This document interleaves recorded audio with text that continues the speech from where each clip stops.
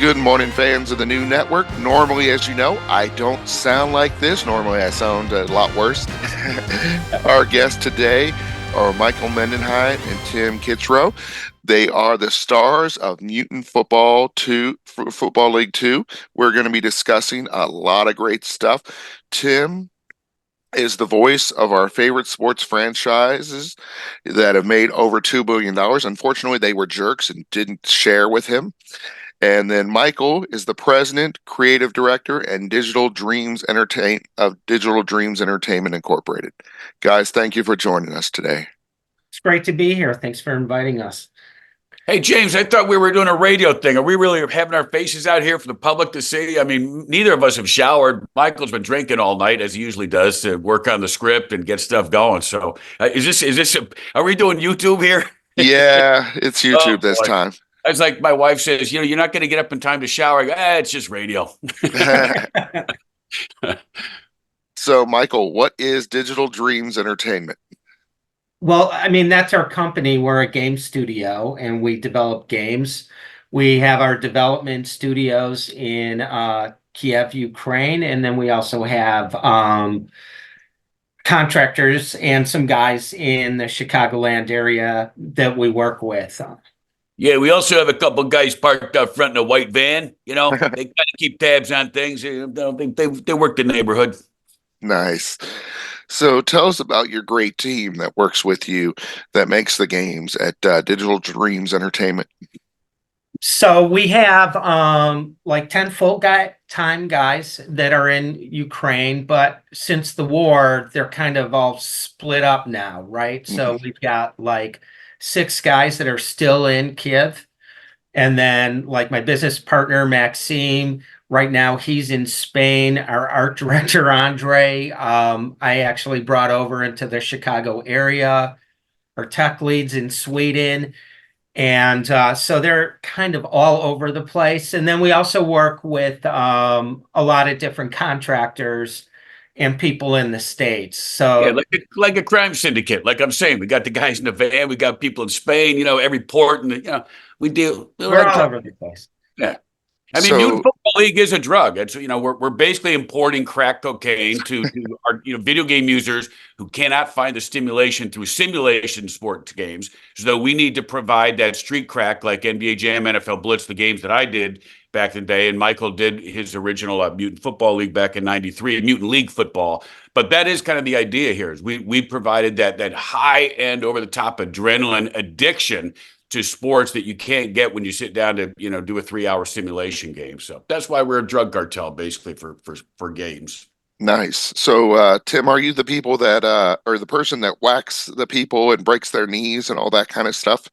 Yeah, I am the people. Yeah, I got a guy, Jimmy D'Annunzio. He's in Chicago. He owes me some favors. Not to mention too large. He owes me too large. But yeah, we enforce things. Michael and I got to make sure things are in order. So if you've ever played Mutant Football League, I'm not talking to you, James, because I know you do, but anybody out there in your audience, the fun is that it's cartoon violence. You can break legs and take arms off and legs off and bury people, and that's the fun. It's over the top crazy stuff. So as I said, all this stuff about we're an organization, a cartel. That's what the Mutant Football League is. It's a post-apocalyptic world where anything is possible. It's gladiator sport.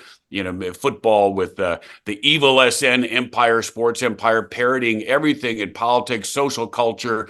Politically incorrect, it lets you have fun. So yeah, and whatever you do, Tim, don't mention the Ukrainian mafia hit squad. Okay, no, that's under wraps. We don't talk about that. So, Michael, what did you learn from your experience with MFL 1 or the original MFL? Well, he's a drinker. Say what, Tim?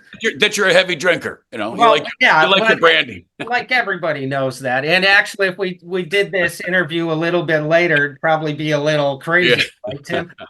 Yeah. Well, one of the things on MFL 1, we got dinged a little bit on our graphics, right? We had pretty good ratings, like on Steam, we were 9 out of 10. But the visuals, we wanted to improve. So that was one of our core focus, was to elevate how the game looked. We also obviously wanted to improve the gameplay, game mechanics. We wanted to integrate a meta game because we wanted to expand the online experience. So the game's still in production. I mean, we're not done. We're still actively working on it, but focusing on engaging online players more and overhauling the visuals were like our main areas of focus, and we also are introducing a meta game, which should be a lot of fun. Oh, like the VR? No, metagame, which is just like besides for playing, games against other people, there's a bigger game on top of that Oh, that is kind of like a long-term goal for people that are playing. oh, nice. Yeah. Oh, that's pretty cool. Um, in the first one, you were always updating and changing and adding things. Like, for example, the Dynasty mode.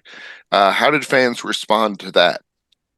Well, Dynasty was our franchise mode, right? So it's like where you can you start out with a really crappy team and you build it over time, and the goal was to win multiple championships to make your team a dynasty. So it's a single player mode, but it's pretty deep, and we threw in a lot of stuff that other traditional sports games would never do, like player crises. Hmm. Player crises are like these unpredictable random events that can happen to players on your team. Some of these events we actually parody things that happen in the sports world, right? Because there's so much strange stuff going on in sports with the athletes that we bring those into our game, and then when we write up the player crisis, we just blow it and make it over the top, so it's just Exactly. beyond ridiculous.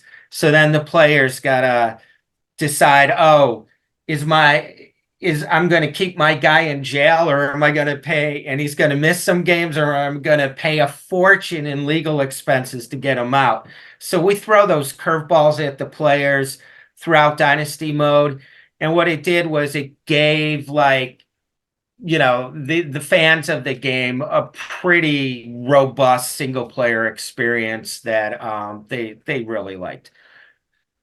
That is awesome. So, how do you plan on increasing the way Mutant Football League can interact, compete, and express themselves? Basically paying people off, and we got the muscle, the two guys in the van. We're going to put the lean on some of those big boys there at the big companies and tell them that there's a new kid on the block. Look out. You Yeah, Nice. well, we may have to release the Mafia Hit Squad too. So the questions, can you phrase it a different way? Because I don't quite understand that. Yeah, it seems like you're taking input from the community to be able to increase the interactive ability of it, the competitive levels, and then the ways for them to express themselves. Like, because you're really incorporating the community into making this game.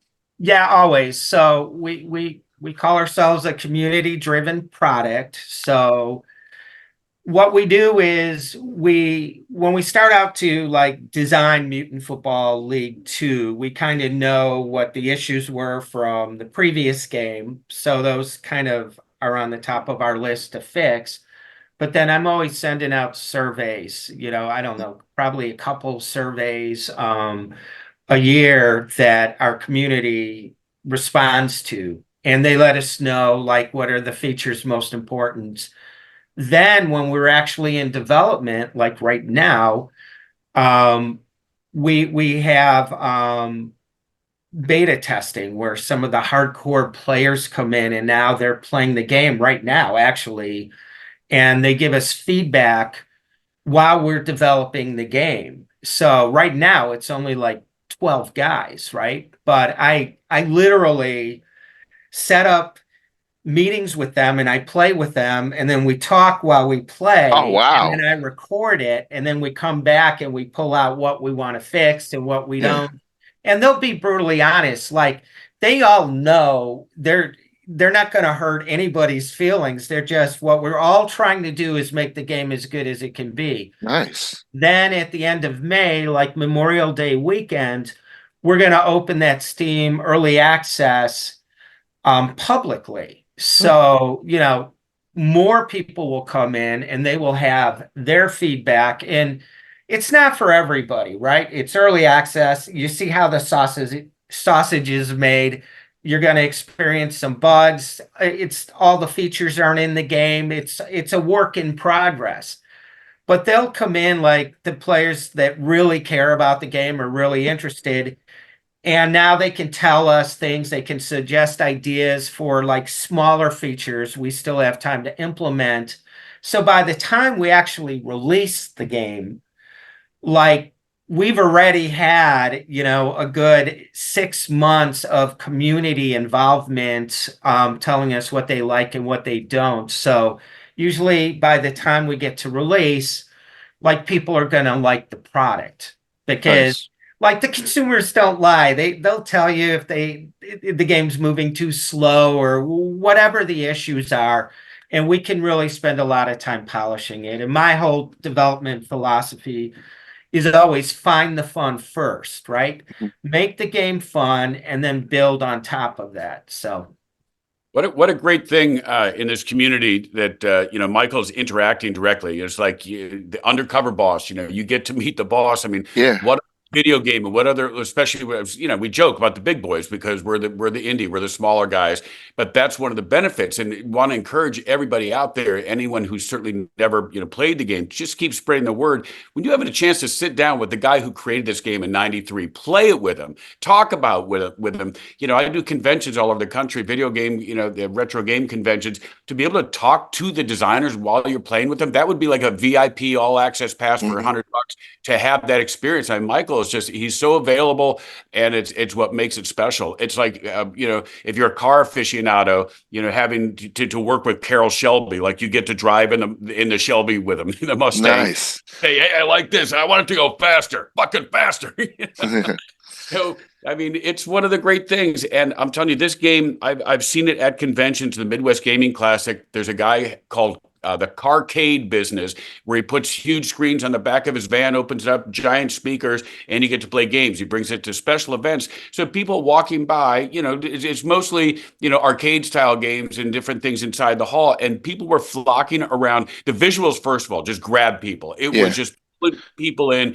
They've never played the game, never seen it. And an hour later, they're just laughing in hysterics, from 8-year-old kids, literally a brother and sister, 8 and 10-year-old, to a group of 15 to 20-year-old kids. It's just addicting. It's such a great game. So all the talk about it is great here, but I just have to say, go on YouTube, check out your clips, go to the website, look at it. Just the visuals alone. And Michael, I feel horrible when you say, oh, people didn't think the visuals were up to standards. Everybody keeps saying the visuals are incredible. They haven't even seen the new world yet. So your mind is going to be doubly blown when you see the new stuff. Actually, that is funny you mentioned the visuals, because that was literally my next question. Tell us about the graphic overhaul. Was it your development team that has made, the difference between Mutant Football League 1 and Mutant Football League 2? Or is it because of also because of the advancements of the Unity engine that you use for the game? Or is it a combination of the both? well, probably the biggest thing is like the new platforms, right? Xbox Series X and PlayStation 5.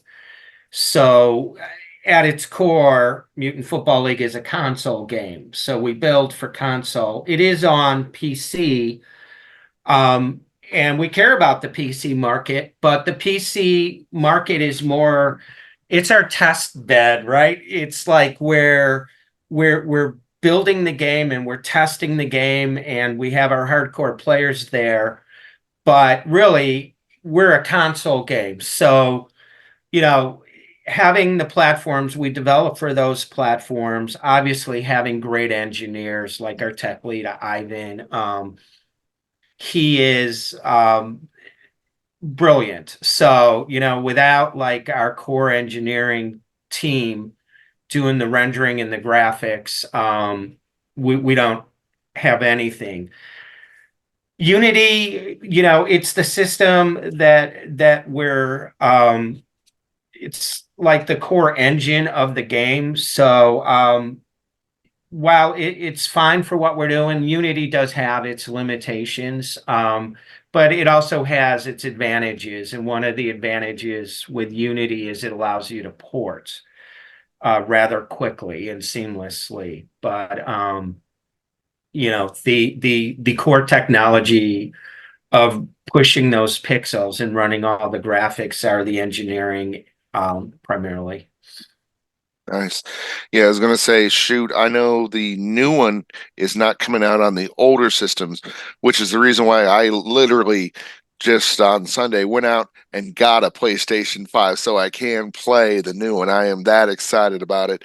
They were like, "Well, so why are you getting in there? You want to play the new Spider-Man and the new this, new that, new Madden?" I'm like, "No, I want to play the new Mutant Football League." And they're like, "Huh?" And I'm like, and then I explained it to them. They're like, "Wow, that does sound awesome." Yeah, James, it's going to be cool. I'm sorry, Tim, go ahead. have you seen the IGN clip yet? And let's let your viewers know about that clip. I don't know if you can play any while we're talking here, but the IGN just gave a nice little splash in advance, and the trailer is just awesome to look at. I don't know. So if you can't play it now, but it's a good tease for anybody Oh, it's listening. definitely worth checking out. Yeah, I agree with you. I think I sent you a link. Yeah, so everybody out there, take a look at Mutant Football League IGN quick review, and the trailer is just fantastic. It's like an epic movie. Like Oh, has it's phenomenal. gravitas, and it's even without me and the crazy characters. It's just visually, it is just stunning. Exactly. Yeah, it is. It's a phenomenal clip. I would definitely recommend our fans check that out after this interview. So, James, can I ask you a quick question? Yeah. So this interview, is this what is the rating of this interview so Tim and I can be Oh, you can say careful? whatever you want. Yeah, I Yeah, put you it not sure? for kids. Because, for those that have played the game, you'll know that it's an M-rated game, and Exactly. we do have language there, and sometimes Tim and I say some naughty. The fun thing is, so that Michael was smart enough as a businessman to put in the filter, the parental filter. Exactly. You can get rid of the blood, the gore, and the foul language if you want. And then, of course, when you leave the house, the kids figure out a way to turn it back on. Well, yeah, but actually, I wasn't smart enough. That actually is from our community. We have a lot of dads who wanted to play with their kids, Yeah. moms that wanted to play with their kids, and they were like, "I want to play, but it's just too crude. Can you guys please put something in there which will allow us to play with our kids?" So then, yeah, I mean, we have settings that you could turn the game into an E-rated game if you want. Exactly. So it's And good to have it'll be options. funny, yeah. Definitely. So it's one of those games that has a lot of layers, it has a lot of depth, but yet it's also so easy that anyone can pick up and play. Is that intentional? Oh, by design for sure. So I'm a old school gamer, right? So I love arcade games, and I've made many games in my career. So one of the things, it's like I like simple controls, right? So the whole idea is like if you're really drunk or Yeah. stoned, that you could get into the game and play. Like, I don't know, but there must be like a million people out there who are very stoned and they put on like the new version of Madden, right? They just get Hmm. Madden and then they put it on, and then there's so much stuff to do to just start to play a game. It's like it takes you 25 minutes, and that's fine. But for our products, we encourage people to drink and get stoned while playing. And we wanted it very simple and easy to play. But then it's about the strategy and the depth. And that's really, we design our game so it's easy to play, pick up and play, easy to understand the core fundamentals. Like if you know football or you played NFL Blitz or Madden, like Hmm. you'll instantly be able to play. But then once you start understanding the weapons and the dirty tricks, and that your guys can die and you have Yeah. to manage that resource, and that some players are all-stars and they are like uber players. They are so much more powerful than like, your fourth string players, that you start understanding, I'm using these guys for cannon fodder.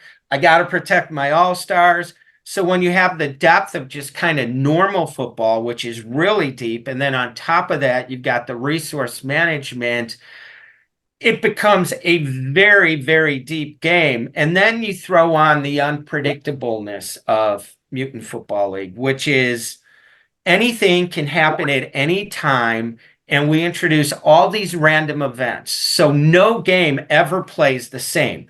You could play the exact two teams. Mm-hmm. And since we're not a simulation, like we're not trying to create like the perfect thing that you see on TV. So like we have weather in the game. Lightning randomly can strike. Lightning could randomly strike and hit your all-star player. Now you could lose him. And that didn't happen the first time you played the exact same game. So we love the unpredictability about it, and that's kind of what gives it its replayability. Exactly. So many variables, so many different things. So I'm I mean, surprised more NFL players, and I don't know enough about the what's going on in the community. I'm not on social media enough, but I would think that NFL players would be talking about it and playing it and showing clips of it. And I would love to do, ultimately one of my goals is to get some big party together and get NFL players to play it and do it for charity and challenge, people in the community. I mean, if I'm Patrick Mahomes, I would love to play myself as Patrick Mahomes. exactly. But it's just so much fun. And like, if you're of that generation, you're in your 20s, you're playing, in the NFL, to have the Madden experience, I'm sure very cool. But then to play this great Halloween kind of meets comedy cartoon, like where you're the star of it, it's ripe for like, going huge. I've always thought this game, when people ask me about NFL Blitz and Jam, did you know it was going to be that big? Of course not. But this game, if it was back in the 90s, where there weren't a million choices, and everything, this game, I guarantee you, and if it came out at the arcade, would be, the legendary, like, billion-dollar seller. I just have no doubt. It's all about getting in front of people. I've never seen anyone get in front of this game and walk away. When we took it to E3, Michael, it was just nonstop, people going nuts. It's like all these literally billion-dollar companies around us with, multi-million-dollar setups. And it was like Michael and I with our little tent, Garage bands. And people were just howling and laughing. Everybody's looking at them, what are they doing? What are they drinking? It was just so much fun. It always engages people. Once again, we can talk about it, but you get in front of that game, you can just watch. Do you want to talk about the greatest esport? This is the best sport to watch, because you're watching people get mangled in arms, and you're watching incredible plays, and you're watching this artwork of orcs and zombies and skeletons and robots. It's just the craziest world that you've never seen before. Where can you say, there's a sports game where everything you see is something you've never seen before? And Michael said every game you play is different than what you've seen before. Exactly. It's phenomenal. Yeah. I'm sorry about that. But yeah, I mean, it is one of those great experiences. It, like you said, it's not the simulation game. It is something better. It is something for everyone. It's not just for the diehard sports fan, diehard enthusiast. So the casual gamer loves it. I mean, it's one of those things, like you said, once you experience it, you probably don't want to go back. Right. So with the new greatest thing is, I'm sorry to interrupt, is that, all the years, like me working on NFL Blitz, we always had the NFL looking over our shoulder. We had 100 lawyers. Exactly. Everything that we wrote, everything we said, everything we did. And now that when it came out on arcade, went up NFL Blitz, they removed all the late hits and 5 tackles they deemed too violent. Well, that doesn't happen in Mutant Football League. The idea that we have no overlords. It's Michael. And we go places that no one has ever imagined. That's what makes it so thrilling. And it plays like a real football game. So you talk about the meta game, it works on so many levels. It's entertainment on so many levels. You're getting like the audio, which is like a Looney Tunes cartoon. These characters that, crazy shit you're hearing during the game. You're seeing sandworms and giant buzzsaws come across the field. You're seeing Bomb Shady, Tom Brady pull out a shotgun and shoot someone. You bribe a ref, you kill a ref. It's like it's literally like tripping and playing NFL Blitz or something. It's a magic like Alice in Wonderland world where everything is different. Exactly. And I'm excited about the new Dynasty mode where you have the progression league, where we start in the lower league, is it Minor league. minor league, and Yeah. then it goes up to a pro league. I think that's going to be phenomenal. I think the new 5 card grades are going to be phenomenal. I mean, there's just so much stuff that you all got going on. Obviously, the new stadiums, the new teams, and then I understand you can even create your own teams. Yeah, so we have a lot of features we want to develop for the game. The war has thrown a lot of kinks into our plans because it's really hard for the guys. Like, if all of a sudden bombs are dropping or the power goes out, it creates a lot of, game development is unpredictable enough. Then you just throw in like the situation in Ukraine, and it just is awful. So, but the guys are working hard under incredibly difficult circumstances. And we're afraid we're going to lose some guys now because everybody's just getting inscripted into the army. So it's a scary situation out there. But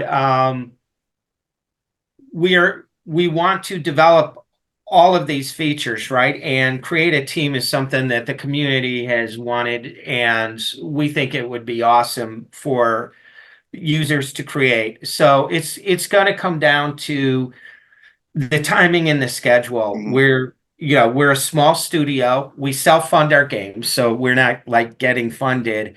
And it's like, how much money do we have, and what can we get done in that amount of time? Because it's going to serve no one anything if we go out of business. So the difficulties of the war situation really thrown a lot of Definitely. issues into our development process. But we do have 2 leagues. I mean, that's in right now. It won't be there for Steam Early Access. Players will be able to play a season, but not Dynasty yet. Okay. But they will have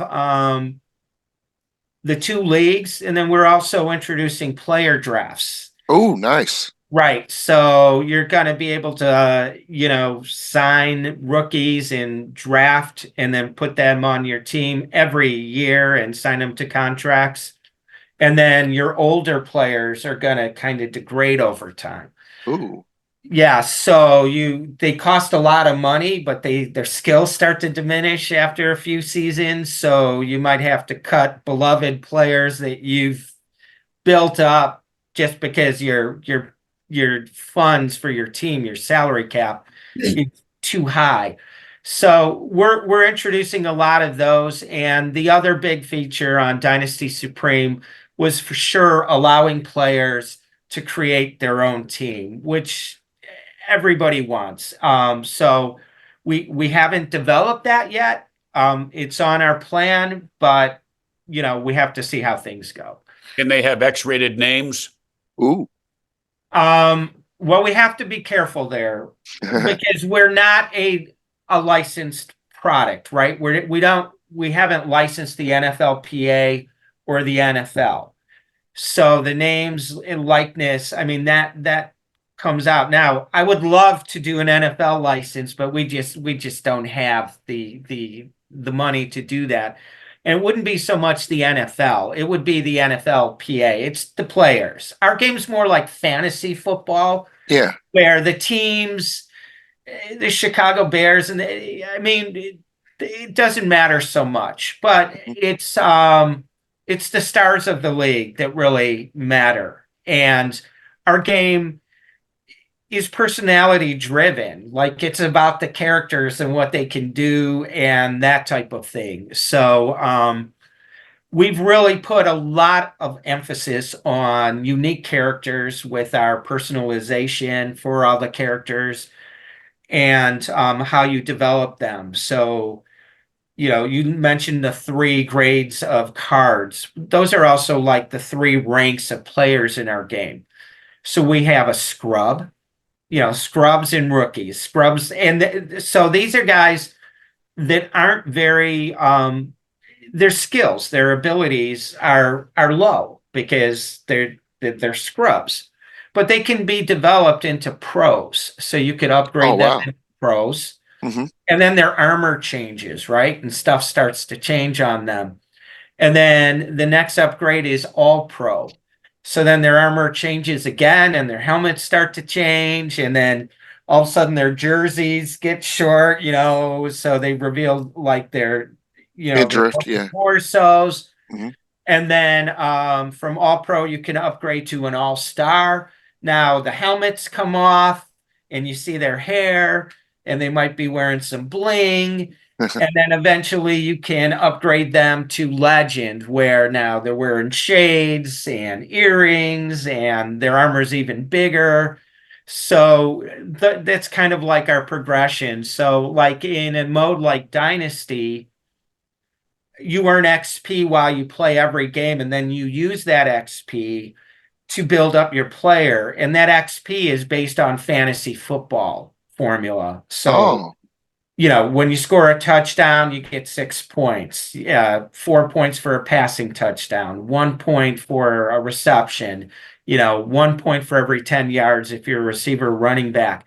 So those XP points pile up while you play, and then you use that XP so you can go, I want him faster, I want him tougher, I want better throwing accuracy for my quarterback.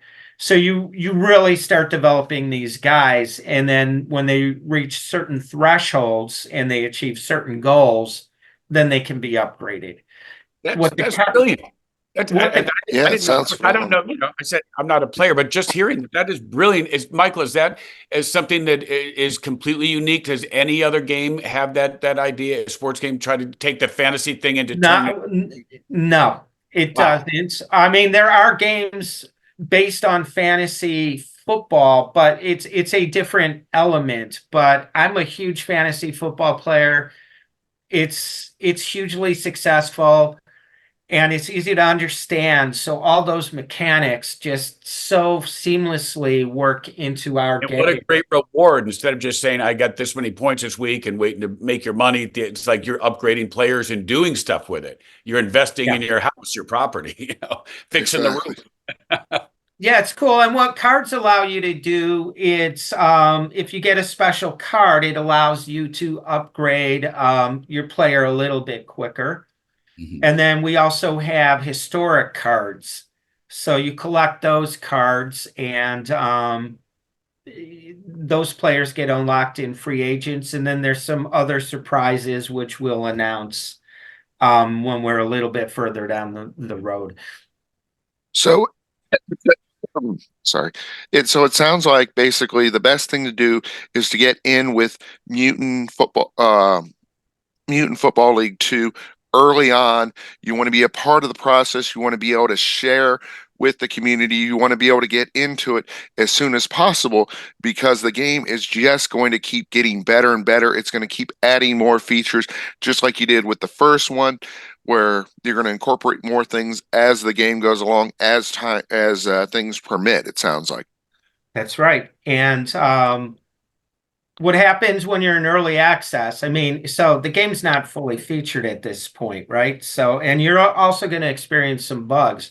But what it allows you to do is see features in development early, right? So, and then you can make suggestions on, hey, if you did this, it would be better. And if you're interested in just game development, you see the product progress, but you're involved in all of the uglies as well, right? So it's not for everybody. Some people just like, you know what? I don't care how the movie's made. I just want to see the movie. Exactly. So it depends, on what you like. So if you just like to see the movie, wait till our official release. But if you actually like to see how the movie's made and be a part of that and actually be able to, talk to the game director and provide input, then, early access is for you. Sounds great. Guys, as always, it is a pleasure having both of you on this show. Tim, do you ever like tour with your stand-up or anything like that? No, well, basically it's what I do. I mean, the conventions around the country, I think I did 20 last year, and I do panels, and that's where I just, I mean, it's who I am. I just kind of riff and tell stories. It's usually, I call it storytelling with Mr. Boom Shakalaka, because everybody does, want to know, like, how I got into the industry and all these different questions.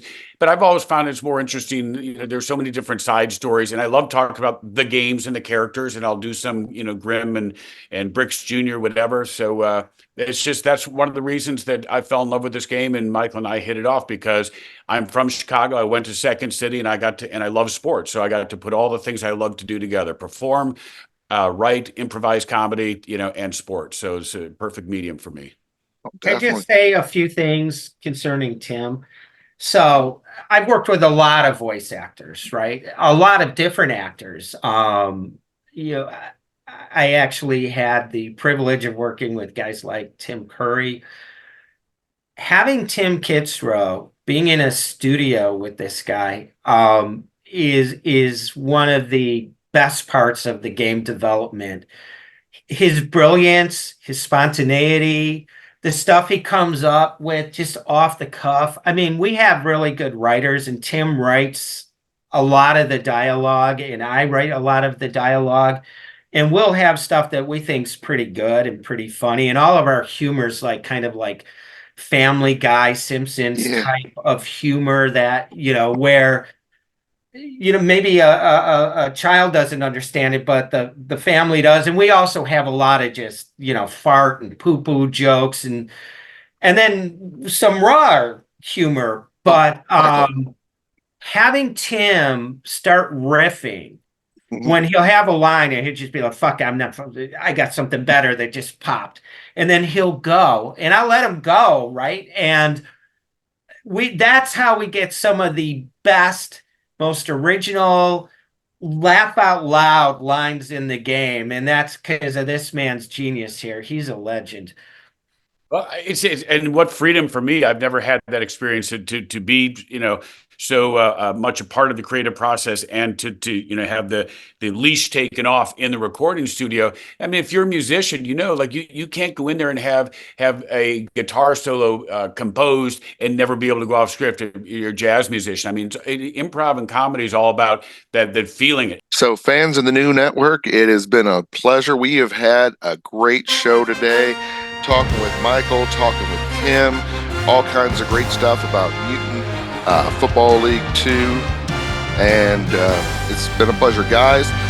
Before we let you go, where on social media, where on the web, where can we find out more about you? Okay, so for Mutant Football League, you can just go to our website. It's really easy. It's just mutantfootballleague.com. We're also on Twitter at Mutant Football, and then you can find us on Facebook, Mutant Football League, Instagram. Our website has all the social sites that you will need. All the information is there. Awesome. And Tim, do you got any stand-up specials or anything to promote? Yeah, I've taken a lot of time off for shows this summer, but I'll be back out in the fall doing shows. But people can follow me at Tim Kitzrow, Twitter, Instagram. So keep you guys informed. But it's once again a real pleasure to talk to you, James, and I encourage people to take a look at go and take a look at all the clips. That way, fans post so many great things. And Michael, we found a group of guys. I don't know if you remember their handle, whatever, but it had like 200,000 views, and they laughed the entire time, like screaming, laughing, and it was so much fun to watch those guys play. That is the joy that is Mutant Football League, and I hope everyone checks it out, spreads the word, because if you read what's going on in the industry, the layoffs, the huge, the giants, the dinosaurs, they're they're doing themselves in because they haven't been doing what Michael does, listening to the community, providing new things, being creative. There's so many middle managers and people that have to, extinguish, things in meetings and politically correct. Mutant Football League is the antidote to all of the stuff that is the same, like SUVs that all look the same. We're the cool sports car. We're the car that, it's like, oh, these guys are trouble. Mutant Football League is trouble when it comes down the street. So check it out.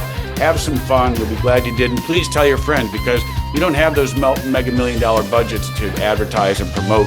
We have guys like you. Once people in the community know about it, we know we're going to hook you. As I said, I keep the joke is the drug reference. We're going to give you that first taste for free. Once you see it, the trailer, you get a taste of it. You're going to be a lifelong crackhead on Mutant Football League.